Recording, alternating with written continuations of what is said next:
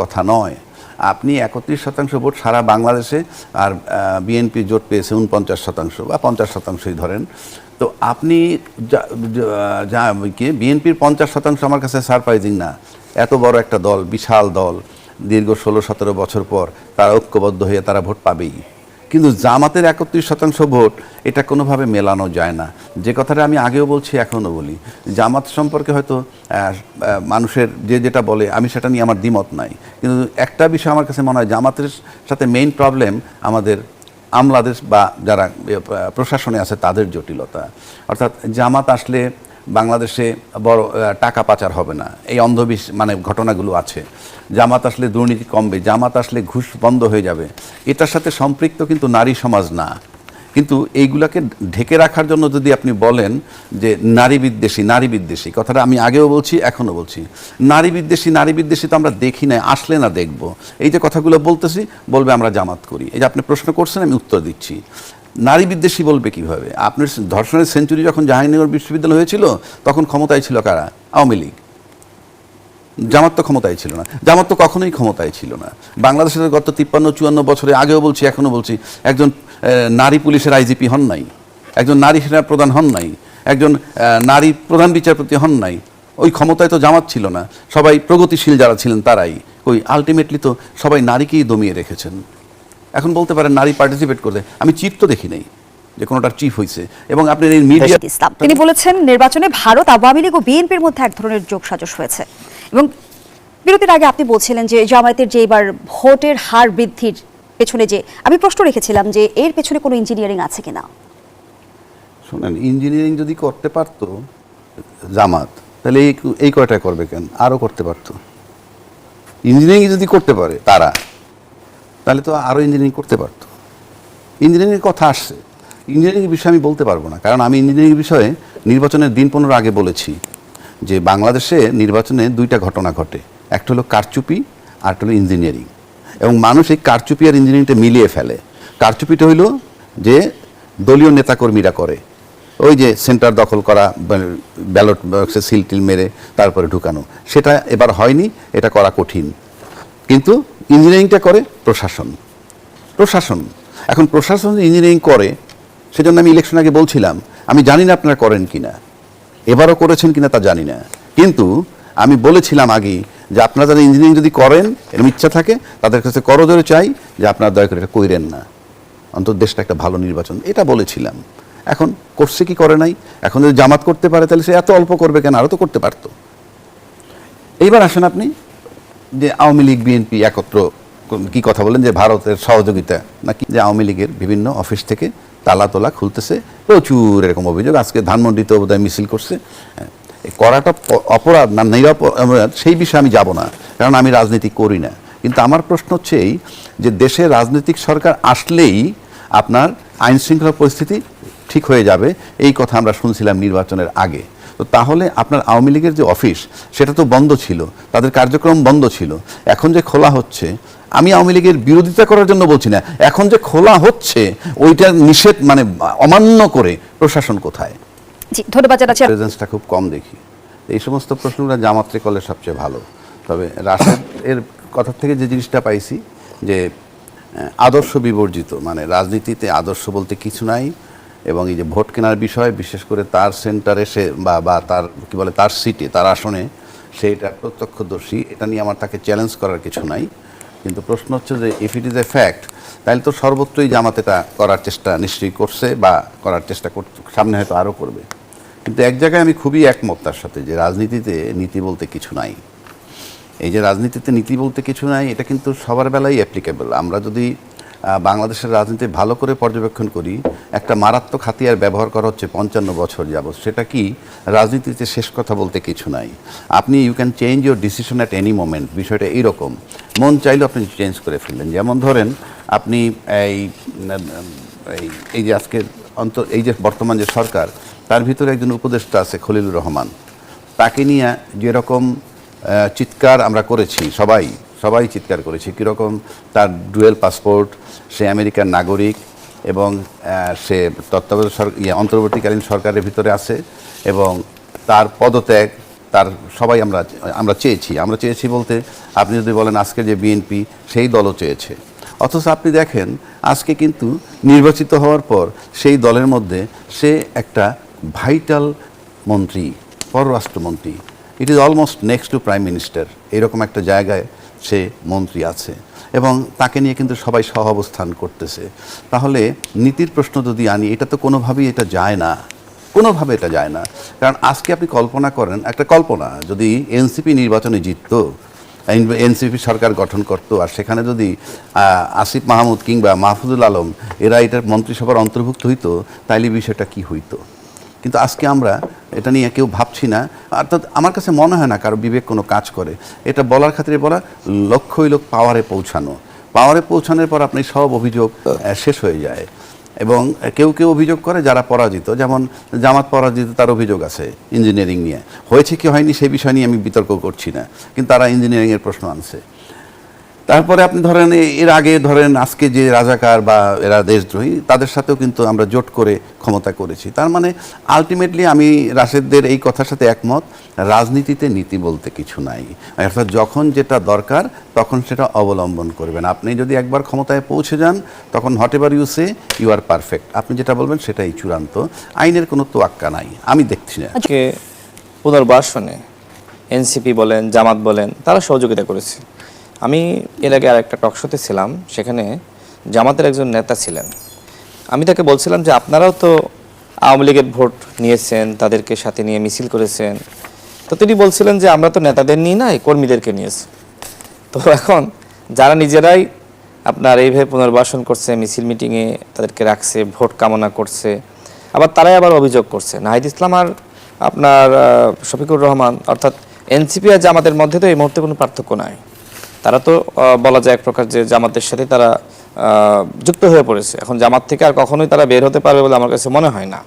যদিও তারা আলাদাভাবে শপথ নিয়েছে, কিন্তু এই শপথের মূল্য কোথায়? কোনো মূল্য আছে বলে আমার কাছে মনে হয় না। কারণ এনসিপির 3% ভোট দেখানো হয়েছে, এগুলো সব জামাতের ভোট। এই যে নাসিরউদ্দিন পাটোয়ারি যে বডি ল্যাঙ্গুয়েজ, তার যেভাবে কথা বলে, মানে তিনি কি ভোট পেয়েছেন? জামাত ঢাকা 8 আসনকে খুব ভালোভাবে গুছিয়েছে দীর্ঘদিন ধরে, যেহেতু এটা আসলে বলা যায় যে রাজনীতির একটা ক্ষেত্র এবং এইখান থেকে রাজনীতি উৎপাদন হয়। এই আসনটা জামাত ব্যাপকভাবে গুছিয়েছে এবং যেহেতু এনসিপিকে নিতে হয়েছে, এনসিপিকে আসনটি ছেড়ে দিয়েছে, তো মানুষ তো নাসিরউদ্দিন পাটোয়ারিকে ভোট দেয়নি, জামাতকে ভোট দিয়েছে। তো যাই হোক, জামাত একটি বড় সংগঠন, তারা অতীতে আওয়ামী লীগের সাথে ছিল, বিএনপির সাথেও ছিল, এবার তারা খুব ভালো ফলাফল করেছে। তবে এনসিপি খুব ভালো ফলাফল করেছে এরকম আমি মনে করি না, কিন্তু তারা আসলে যতটুকু না বড়, তার থেকে বড় কথা বলতে তারা পটু। এই যে একটা কথা তারা বললো যে ভারত, আওয়ামী লীগ এবং বিএনপি মিলে একসাথে নির্বাচন করেছে। বাংলাদেশে যে 17 বছর বিএনপি ক্ষমতার বাইরে, কাদের কারণে আমরা সবাই জানি, তাই না? এবং স্বাভাবিকভাবে বিএনপি এখন ক্ষমতায় গিয়েছে, একটা ক্ষমতাসীন দল, তো নাহিদ ইসলাম বা জামাতের আমির যেভাবে কথা বলে ওইভাবে তো বিএনপি কথা বলবে না। বিএনপি যে সময় ক্ষমতার বাইরে ছিল, বিএনপি তার মতন করে আধিপত্যবাদ এবং আগ্রাসনের বিরুদ্ধে কথা বলেছে। এবং এই দেশে দেশনেত্রী বেগম খালেদা জিয়ার থেকে বড় নেত্রী বা বড় নেতা আর কে আছে যে আধিপত্যবাদ এবং আগ্রাসনের বিরুদ্ধে চোখে চোখ রেখে কথা বলেছে? আর কে আছে? নাহিদ ইসলামরা এখন কথা বলতেই পারেন, কথা বলার সেই জায়গাটা পেয়েছেন। এখন তারা বলছেন যে কারচুপি হয়েছে, তারপরে ফলাফল মেনে নিয়েছে। মানে বিষয়টা এরকম যে ধর্ষণ করা হয়েছে এবং সেটাকে মেনে নেওয়া হয়েছে। প্রথমত বলতে হবে নির্বাচন ফেয়ার হয়েছে, এখানে কোনো ধরনের অপ্রীতিকর ঘটনা ঘটে নাই, বিচ্ছিন্ন কিছু ঘটনা ঘটেছে এইভাবে বলতে পারে, কিন্তু তারা পুরো নির্বাচনটাকে এক ধরনের প্রশ্নবিদ্ধ করছে, আবার ফলাফল মেনে নিয়েছে। ডিসিশন দিয়েছিল, কিন্তু অন্তর্বর্তীকালীন সরকার বলা যায় যে এনসিপি এবং জামাতের চাপে বিএনপির উপর চাপিয়ে দিয়েছিল। এখন বিএনপি যেগুলো নোট অফ ডিসেন্ট দিয়েছে সেগুলো স্বাভাবিকভাবে তারা মানবে না।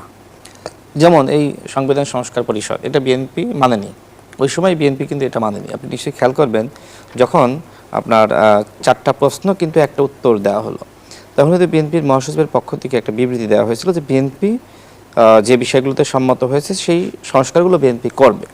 এখন প্রশ্ন হলো যে এই সংবিধান সংস্কার পরিষদ, এটাতে বিএনপি কি সম্মত হয়েছে? কিন্তু স্বরাষ্ট্রমন্ত্রী সালাউদ্দিন আহমেদ তো সাম্প্রতিক সময়ে বলেছেন যে জুলাই সনদের সব প্রস্তাবগুলো অক্ষরে অক্ষরে প্রতিপালন করবে। দেখেন, এখন জুলাই সনদে কোনগুলো তারা প্রতিপালন করবে, যেগুলোতে তারা সম্মত হয়েছে। এখন এই যে সংবিধান সংস্কার পরিষদ, তার আগে আসি, দেখেন পৃথিবীর ইতিহাসে আপনি দেখেন, যেটা স্বাধীন মালিক নিজেই বলেছেন, আইনজীবী, বিখ্যাত আইনজীবী, যে গণভোট সবসময় পরে হয়, কিন্তু এনসিপির চাপে বা জামাতের চাপে গণভোট সরকার একই দিনে করলো, বা আগে করার একটা প্রক্রিয়া ছিল। তো যাই হোক, বিএনপি একই দিনে করার ব্যাপারে বিএনপি সেটা তারা গ্রহণ করলো বা মেনে নিল। আমরাও কিন্তু একই প্রস্তাব দিয়েছিলাম, যেহেতু সরকার কোনোভাবেই গণভোট ছাড়া নির্বাচন দিবে না এনসিপি এবং জামাতের চাপে, যে কারণে একই দিনে গণভোট এবং একই দিনে জাতীয় নির্বাচন, এটা বিএনপি মেনে নিল। কিন্তু কথা হলো যে আপনি সংবিধানে তো আগে এই বিষয়গুলো অন্তর্ভুক্ত করতে হবে, যে আপনি কি কি সংস্কার করবেন, সংসদে আলোচনা হতে হবে। আপনি আলোচনা করলেন না, একটা গণভোট করলেন। এখন আলোচনা হওয়ার পরে গণভোট হওয়া দরকার ছিল, যে সংসদে যারা আপনার সংসদ সদস্য নির্বাচিত হয়েছে তারা এই বিষয়গুলোতে সম্মত হয়েছে বা জনগণের মতামতটা আমরা নিই। সেই কাজটা কি হয়েছে?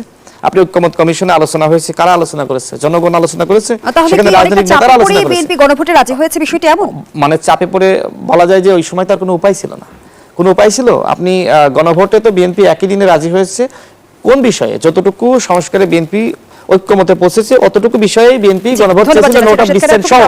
আপনি কি নোট অফ ডিসেন্ট সহ গণভোট করেছেন? রাজি হওয়া কি রাজনৈতিক কৌশল? আমার আজকে মনে হচ্ছে যে এই গণভোটে তো তারেক রহমান সাহেব হাতে ভোট দিতে বলেছেন, এবং উনি ভোট দিতে বলেছেন বলেই হা জয়যুক্ত হয়েছে, এবং এ পর্যন্ত আমরা তার বক্তব্য পাই নাই, মানে তারেক রহমান সাহেবের বক্তব্য আমি পাইনি, যে উনিতে হাজে ভোট দিতে বললেন এবং সবাই ভোট দিল, এবং ভোট দেওয়ার পর যখন গণভোটে জয়যুক্ত হইল তখন সেখান থেকে আপনার সরে আসার পথ নাই, কারণ আমরা সবাই এগ্রি করছি আপনি একটা বিষয় যখন রাজি হয়ে যাবেন সেখান থেকে আপনার ফিরে আসার পথ নাই। তাহলে রাজনৈতিক দলগুলোর মাঝে এই বিশ্বাসযোগ্যতার ঘাটতি কেন? ঘাটতি কিছুই না, এখন মনে হচ্ছে যে তারা ভীত সন্ত্রস্ত ছিল বিএনপি, যে কোনো কারণে নির্বাচন ভণ্ডুল হয়ে যায় কিনা। সেই সমস্ত কারণে যদি রাজি হয়ে থাকে তাহলে তো আপনি জনগণের যে কী প্রতিশ্রুতি দিলেন বা জনগণ এটাকে কিভাবে নিবে, কারণ জনগণ তো তারেক রহমান সাহেবের উপর আস্থা রাখলো।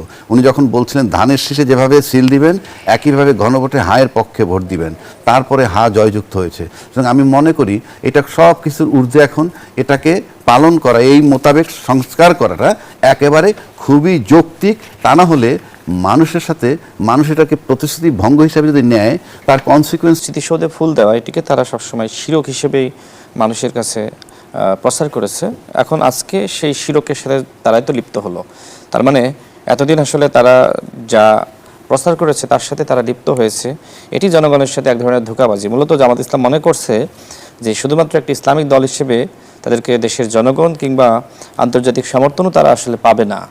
তো সেই জায়গা থেকে তারা তাদের মধ্যে পরিবর্তন আনার চেষ্টা করছে। সেই পরিবর্তনের অংশ হিসেবে দেখলাম যে তারা আসলে শহীদ মিনারে ফুল দিতে গেছে। এখন আসলে তারা কি মানে এটি স্বীকার করে কিনা সেটি আমার কাছে মনে হয় তাদের কাছে প্রশ্ন করা উচিত। তবে আমরা দেখলাম যে সেখানে তারা আবার গোলাম আজমের নামেও স্লোগান দিয়েছে।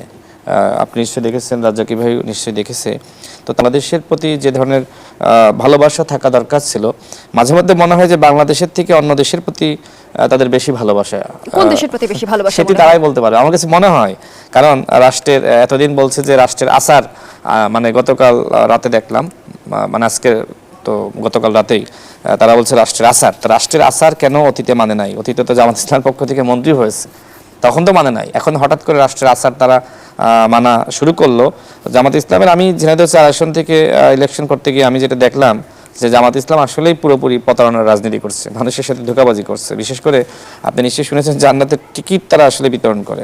তো এবার আমি দেখলাম যে জান্নাতের টিকিটের নামে কাঁচা টাকা দিয়ে তারা ভোট কিনেছে। এবং আমি যে আসন থেকে নির্বাচন করেছি ঝিনাইদহ 4 আসন থেকে, সেখানে আপনি খোঁজ নিতে পারেন প্রায় আপনার 5 থেকে 6 কোটি টাকা শুধুমাত্র ফেস্টুন লাগিয়েছে। মানে যেখানে আপনি তাকাবেন সেখানে জামাতের যিনি প্রার্থী ছিলেন তার ফেস্টুন, অথচ হলফনামা হয়তো সে সর্বোচ্চ 25 লাখ টাকা বা 20 লাখ টাকা দেখিয়েছে, কিন্তু তার প্রচারণার ক্ষেত্রে তিনি এত টাকা ব্যয় করেছেন। দ্বিতীয়ত, যখন মানে সমাবেশে একজন বিদ্রোহী প্রার্থী ছিলেন, আমাদের যারা ছিল আমরা একটা প্রোগ্রাম করেছিলাম, এই প্রোগ্রামে সব থেকে বেশি লোক হয়েছে। এরপরে তারা যখন দেখলো যে না, এখন তো মানুষ আমাদেরকে সমর্থন দিচ্ছে না, এরপরে তারা ওই 3টা দিন, বাকি 3টা দিন মিলে তারা হিউজ পরিমাণে ভোট কিনেছে। মানে জামাত ইসলাম এই কাজগুলো করেছে। তারা তো একসময় আমরা দেখলাম গণঅভ্যুত্থানের পরে বিশেষ করে তারা ওয়েলফেয়ার পলিটিক্স, যেটাকে ওয়েলফেয়ার মেকানিজম, তারা এটা অ্যাপ্লাই করে মূলত মানুষকে বিভ্রান্ত করেছে। যেমন বিশ্ববিদ্যালয়গুলোর ছাত্র সংসদ নির্বাচনে বৃত্তির নামে শিক্ষার্থীদেরকে এক প্রকার নিজেদের বক্সে বন্দি করা বা ভোট দেওয়ানো, এই কাজগুলো তারা করেছে। বৃত্তি দেওয়া, কেউ অসুস্থ হলে বা কার বাবা অসুস্থ হলে 5 লাখ টাকা বা 10 লাখ টাকা দান করা, এরপরে তাদের যে হাসপাতাল রয়েছে সেখানে আপনার ফি অর্ধেক করে দেওয়া, এই কাজগুলো তারা করেছে। কাজগুলো আমি খারাপ বলছি না, কিন্তু কথা হলো যে একটা ওয়েলফেয়ার স্টেট এবং একটা পলিটিক্যাল পার্টি যখন ওয়েলফেয়ার মেকানিজম ব্যবহার করে এর ভিতরে আসলে পার্থক্য আছে। একটা স্টেটকে যখন আপনি ওয়েলফেয়ার করবেন সেটা সবার জন্য ভালো, কিন্তু যখন আপনি একটা পলিটিক্যাল পার্টি এই ওয়েলফেয়ার মেকানিজম মানে কি কালো টাকা এবং পেশি শক্তি ব্যবহার করা, যে কালো টাকার বিরুদ্ধে সবসময় তারা কথা বলে, কিন্তু এই যে ভোটে নির্বাচনে তারা যতগুলো আসন পেয়েছে আমার কাছে মনে হয় যে তারা একটা প্ল্যান নিয়েছিল। প্ল্যানটা কি? টাকার বিনিময়ে ভোট কেনা। এবং আজকে আমি একজনের সাথে কথা বলছিলাম, তিনি আমাকে বলছিলেন যে নির্বাচনী রাজনীতিতে ভোটের আগে কারোর মাথা ঠিক থাকে না, নীতি নৈতিকতা থাকে না। সেই জায়গা থেকে জামাত হয়তো এই কাজটি করেছে। আরও দেখেন তারা অভ্যুত্থানের পরে যে কাজটি করেছে, তারা আপনার তাদের যে আপনার নারী নেত্রীরা রয়েছে তারা কি করেছে, তারা মানে আপনার তুমি যাবা জাহান্নামে, আর আমরা ভালো কাজ করছি, আমাদেরকে অন্যায় করে না, অপরাধ করে না, আমাদের এই ভালো কাজকে সমর্থন করলে তোমরা যাবা আপনার জান্নাতে। এইভাবে কিন্তু মানুষকে মগজ ধোলাই করা হয়েছে, বিশেষ করে আমাদের মা বোনদেরকে বিভ্রান্ত করা হয়েছে। ঠিক আমার কাছে মনে হয় ঠিক একইভাবে তারা গত রাতে এই শ্রদ্ধা জানানোর নামে বলা যায় যে এক ধরনের বিভ্রান্তি তারা নতুনভাবে ছড়িয়ে দিচ্ছে। মানুষ কিন্তু কনফিউশনে পড়ে যাচ্ছে যে জামাত ইসলামকে আমরা আগে যেভাবে দেখেছি ওইভাবে দেখবো নাকি জামাত ইসলামকে আমরা নতুনভাবে দেখবো। দেখা যায় রাশিদ খান যে জামাত পরিবর্তনের রাজনীতি, জামাত বলেছিল আমরা যাব না, কিন্তু তারপরে তারা সেই নির্বাচনে অংশ নিয়েছে এরশাদের অধীনে, এবং তারা কিন্তু আওয়ামী লীগের সাথে যুগপৎ আন্দোলন করেছে, একসাথে নির্বাচনে অংশ নিয়েছে, বিএনপির সাথে করেছে। অর্থাৎ জামাতের রাজনীতির কোনো আসলে আপনার চরিত্র আছে বলে আমার কাছে মনে হয় না। তাদের ক্ষমতার জন্য তারা শত্রুর সাথেও বন্ধুত্ব করে। আমি একটু শেষ করি, দেখেন যেমন এনসিপি, এই এনসিপি নিয়ে আপনার কাছে আমার প্রশ্ন রয়েছে, আমি পরবর্তী অংশে ফিরতে চাচ্ছিলাম। 30 সেকেন্ডে শেষ করি। যেমন এনসিপি কে নিয়ে তো জামাত বিবৃতি দিয়েছে তাদের নেতাদের নিয়ে, এমনকি এনসিপিও কখনো কখনো বলেছে যে, যেমন নাসিরউদ্দিন পাটোয়ারি যাকে 8-এ সমর্থন দিয়েছে, তিনি বলেছেন যে জামাত ইসলাম ভারতের এক্সটেনশন, ভারতের একটি দল, এইভাবে বুঝিয়েছে। তারা দেখেন শুধুমাত্র ক্ষমতার জন্য, আসনের জন্য তারা এক হয়ে গেছে। বিএনপির সাথে আমরা গিয়েছি কেন? বিএনপির সাথে